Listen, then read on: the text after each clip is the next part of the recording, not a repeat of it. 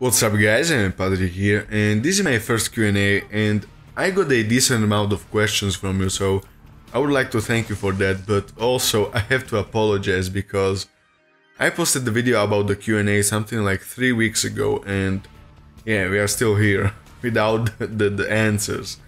I'm really sorry about that, but I was busy, then I was lazy, then I was busy being lazy. Yeah, I'm just a huge dickhead. So yeah, the first question is from NiceCube. Amazing nickname.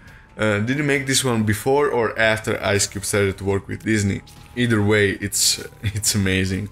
So wait, NiceCube wants to know, what's the game that you are most looking forward to in the coming year? And regarding stealth games, which one or ones do you always find yourself coming back to? My most anticipated game of 2015 is The Witcher 3. I love the games, I love the books, it's probably my favorite saga of all times, and I just love the story, you know, I love the atmosphere, and in general the experience of The Witcher is amazing. When it comes to stealth games, I really like to replay Hitman 2 and Hitman Absolution, Splinter Cell Chaos Theory and Thief 2, these are like my favorite stealth games of all times, and I would like to record all of them, maybe this year, I'm gonna try my best. The next question is from MZAGS. I'm sorry man, I don't know how to pronounce your name, which is terrible of me because you are a really long time subscriber. Anyway, the question is, hey MF, when you record a real walkthrough, do you have a process of practicing first? Do you do research about the game or read some guides first? I was wondering what procedure you like to get into before recording, and of course without giving away too many of your secrets. This is a great question, man. Okay, let me think for a second. No, I don't read any guides because when I decide to make a real walkthrough, I want to make my own guide, and it's a lot more fun and a lot more challenging this way. And yes, I do research about the games I play, but it's mostly story or lore related or trivia. This way I can enjoy the game to its full potential and I have a lot more stuff to talk about. Now to the practice routines. Usually I rush through the game and study the game mechanics, stuff like vision cones, detection range, detection timer and stuff like that. Basically I study the AI limitations so I can abuse them. This way I know when I can run and the guards won't hear me, or in which positions I won't get detected and stuff like that. Once I'm done with that, I start working on the walkthrough. Now every walkthrough has different objectives, so I'm gonna take my Thief walkthrough as an example for this. In my Thief walkthrough, my objectives were get all the loot and get the ghost rating in every mission. So the first run was just me running around the map looking for the loot. Once I knew all the loot locations, I had to find a way to get all the loot while being stealthy. After that, I had to optimize my route, keep it simple, time efficient and easy to replicate. If there's a tricky part, find an easier and a more consistent way to get through that part. Once all that is done, I like to run through the mission at least once or twice so I don't make any mistakes while recording, and when I feel like I mastered the mission, I start recording with live commentary, and this is pretty much how I approach a real walkthrough. As you can tell, there's a lot of work behind a real walkthrough, but it's worth it, you know. It's been a year since I released my Thief walkthrough, and to this day, it's still the best Thief walkthrough on YouTube, and it's a great feeling, you know, and it's a lot of fun as well, don't get me wrong. I had a lot of fun making the Thief walkthrough. It took me something like 80 hours to produce without considering the uploading times, rendering times, editing and all that kind of stuff. But yeah, it's a lot of fun. And I think I answered all your questions. Climax Dota wants to know, what are the computer specs you use to record your gameplay? Also, why did you call yourself motherfucker Patrick? Okay, I'm gonna have a picture of my specs somewhere on the screen. And now to the nickname. The MF has a lot of meanings, and the one you mentioned might be one of them. Every time I tell the story behind my nickname, it's different, but the cool thing is, every story is true. So back in the days when I didn't have a gaming PC, I used to go to LAN arenas to play Counter-Strike, Half-Life, Warcraft, Quake and all these games, and in these games the default name was Player. Since I was a dickhead even when I was a kid, I called myself Player Number 1. You know, like the best. After some time I changed it into motherfucking Player Number 1 because I actually was the best, and mainly in Counter-Strike and Warcraft, and I wanted to emphasize on that thing, you know. A few weeks after that, the LAN arena where I used to go organized a 5v5 CS tournament, and when I signed in, they told me that I couldn't have any kind of obscene language in my nickname. So I changed it into MF Player Number 1. After a little while, I got bored of the entire thing and I went with MFP1, and then I realized that the P in MFP might stand for Patrick. So I went with MF Patrick with the 1 instead of an I, just to remind everyone that they are dealing with the best. True story. Element Guns 12 wants to know: if you could, would you like to work as a video game designer? What game would you make? Do you watch anime, and any tips on how to get a girl, ask her out dating and all that kind of stuff? Okay, if I had the knowledge and the skills, yes, I mean, why not? I love video games and it might be fun. But I don't have those skills. You know, I can make some textures and models and all that, but that's it. And so yeah, I would like to try my luck in the gaming industry, but I don't have the knowledge and the skills. The game I would make would be a Stalker-like game, but online. You know, with different factions, obviously factions created by the community, but not everyone would be able to create a faction. Only those who achieved something in the game. So that would be really cool. And you would be able to create, you know, to build your own HQ and barracks and stuff like that. Basically a mix between Stalker, Rust, DayZ, you know, all these games, all these online games. That would be really nice.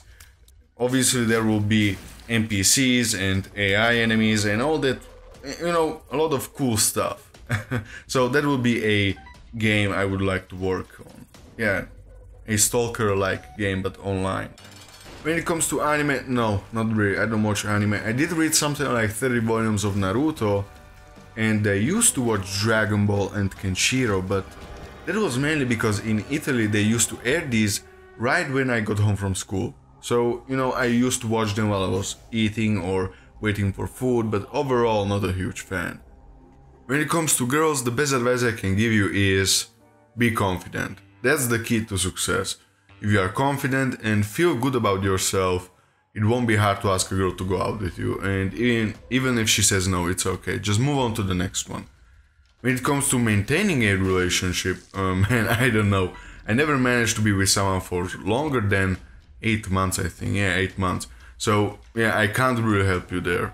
Claudio Pollo wants to know, okay, this is one of my Italian friends, and he wants to know how to pick up hot girls in pajamas. Okay.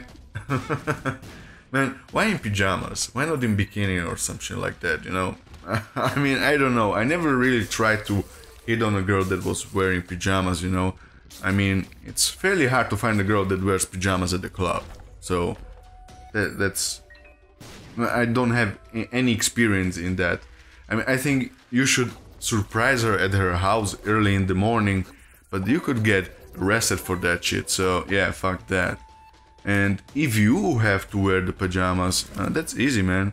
I mean, I don't wear pajamas. I just put on a pair of sweatpants and a t-shirt when I go to sleep, so, you know, no real pajamas. And I dress the same way when I go to the gym. Now, I don't use the same sweatpants and shit, but, you know, you get the point.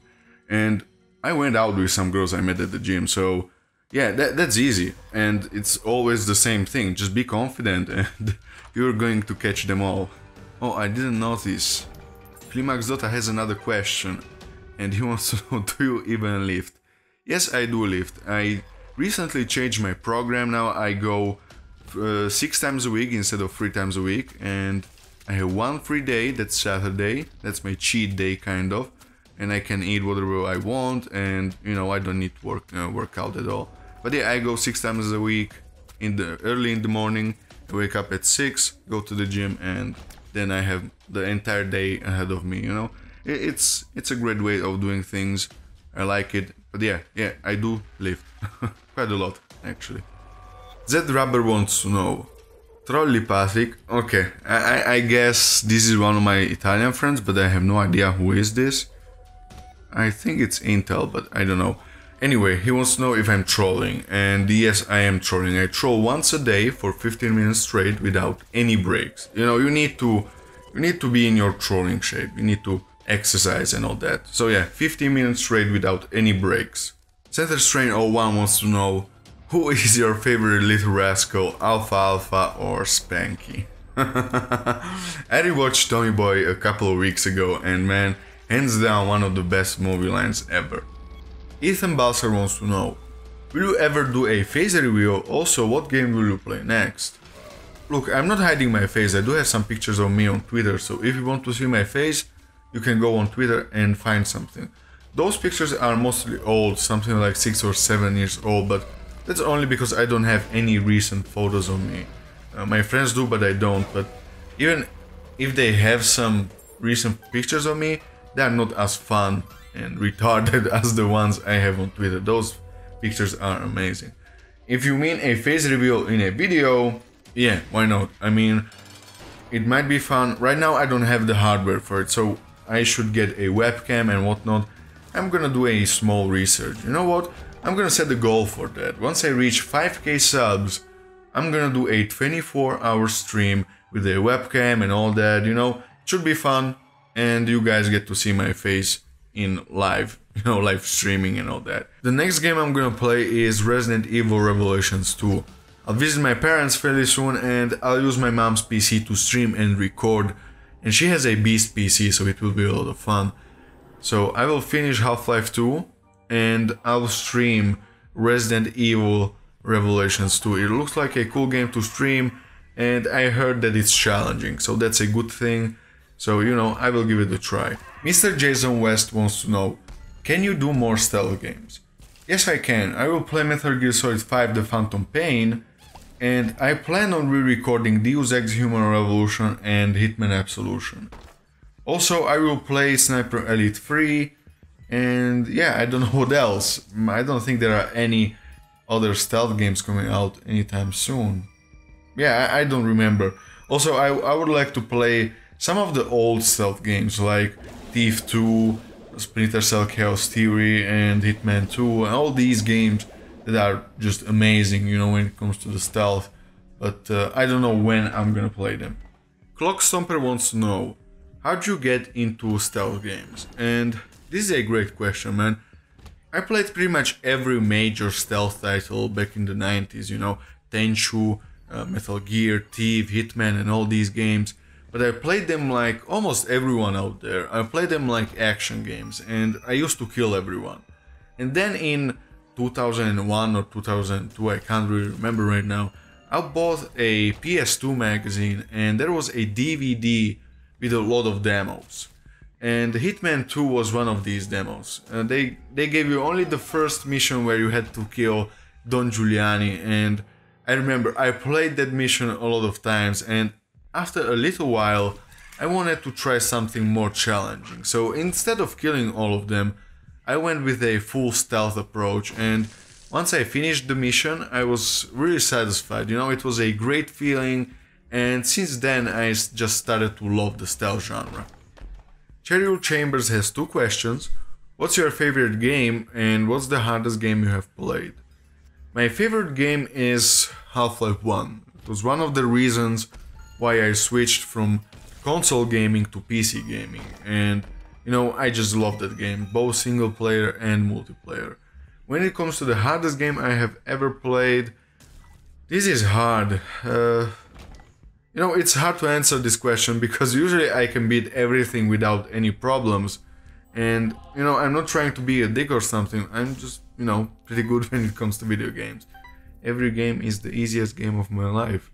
But yeah, if we don't consider platform games like Super Meat Boy and stuff like that, those games I just hate them, and I'm terrible at those games.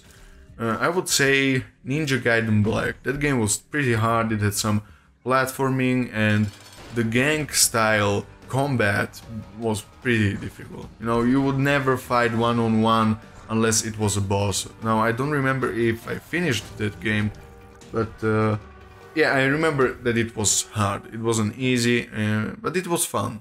I remember that it was fun. Ethan Buster has another question. Will you be playing The Division? Man, I don't know. It all depends on the port and on the quality of the game. I mean, it's a game from Ubisoft and they are treating the PC community like shit, and I'm not gonna support them for that. So unless the game is really good and the PC port is at least decent, I'm not gonna give them my money. So I don't know yet. David Nuffy wants to know, what's the hardest game you've played? When are you getting the GTX 980 and where are you from? I'm from Italy and the hardest game I've played is Ninja Gaiden Black. And when it comes to the GTX 980, man, I don't know. I still need to decide if I need the GTX 980, you know? If I don't get a 4K panel, there's a good chance I'm gonna get a 970, but I still don't know when. I'm gonna try to do it as fast as I can. Don Martini wants to know, you said you moved to London for work recently. What is it you do for work? I work in construction. I am a quantity surveyor, but I am an Italian quantity surveyor, which is quite different compared to the rest of the world. We study a lot more stuff and we can do a lot more stuff. So basically I do the job of 3 different people. And I think I answered all your questions. I don't know how long is going to be this video, but I hope you enjoyed because I had a lot of fun answering these questions. And yeah, again, I'm sorry for the delays. And if I ever decide to make another Q&A, I'm gonna make sure that I have enough time to actually answer the questions. So yeah, thank you for watching, I hope you enjoyed, and I'll see you next time.